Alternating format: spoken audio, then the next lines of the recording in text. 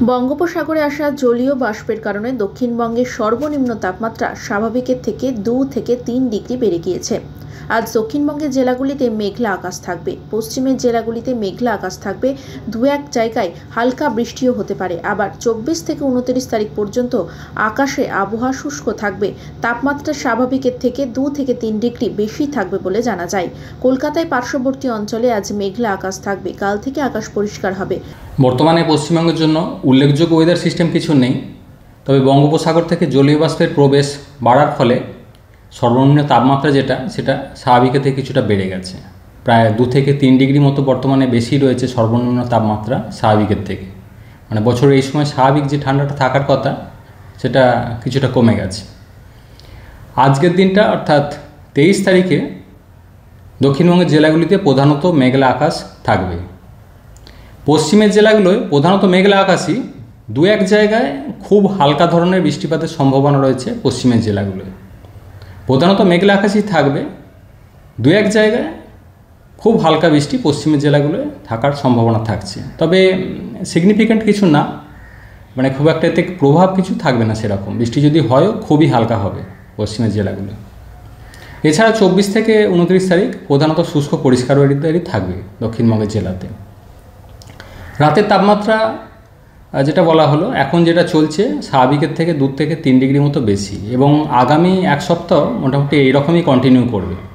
অর্থাৎ তাপমাত্রা খুব একটা পরিবর্তন হবে না আগামী এক সপ্তাহ। স্বাভাবিকের থেকে বেশিই থাকবে তাপমাত্রা, অর্থাৎ ঠান্ডাটা কিছুটা কম থাকবে। কলকাতা পার্শ্ববর্তী অঞ্চলে আজকের দিনটা প্রধানত মেঘলা আকাশ থাকবে। কাল থেকে প্রধানত শুষ্ক পরিষ্কার ওয়েদারই থাকবে। আর রাতের তাপমাত্রা, সর্বনিম্ন তাপমাত্রা কলকাতা পার্শ্ববর্তী অঞ্চলে মোটামুটি 17 ডিগ্রির কাছাকাছি থাকবে আগামী এক সপ্তাহ, এবং দিনের তাপমাত্রা সর্বোচ্চ 26 থেকে 27 ডিগ্রির কাছাকাছি থাকবে। পশ্চিমের জেলাগুলো স্বাভাবিকভাবেই কলকাতা থেকে তাপমাত্রা আরও 2 থেকে 4 ডিগ্রি মতো কম থাকবে সর্বনিম্ন তাপমাত্রাটা। উত্তরবঙ্গের জন্য প্রধানত শুষ্ক ওয়েদারই থাকবে আগামী এক সপ্তাহ। আজকের দিনটা মেঘলা আকাশ থাকবে। দার্জিলিংয়ের ক্ষেত্রে পাহাড়ি এলাকায় হয়তো হালকা ধরনের বৃষ্টিপাতের সম্ভাবনা থাকছে 23 থেকে 24-এর মধ্যে দু এক জায়গায়। এছাড়া তাপমাত্রা উত্তরবঙ্গেও সর্বনিম্ন তাপমাত্রা স্বাভাবিকের থেকে একটু বেশিই থাকবে আগামী এক সপ্তাহ। দক্ষিণবঙ্গের জন্য সকালের দিকে কুয়াশা থাকার সম্ভাবনা রয়েছে, বিশেষ করে 24 তারিখের সকালে। স্যার, এই যে বৃষ্টিপাত পশ্চিমের জেলাগুলিতে, তো কারণ কিসের জন্য? খুব একটা সিগনিফিক্যান্ট কিছু নেই। বৃষ্টিপাত যদি থাকেও পশ্চিমের জেলাগুলোয় দু এক জায়গায় খুবই হালকা ধরনের থাকবে, তাতে প্রভাব ফেলার মতো কিছু থাকবে না। মেনলি বঙ্গোপসাগর থেকে জলীয় বাষ্পের প্রবেশ বাড়ার কারণে কিছুটা পরোক্ষ প্রভাব রয়েছে পশ্চিমী ঝঞ্ঝার।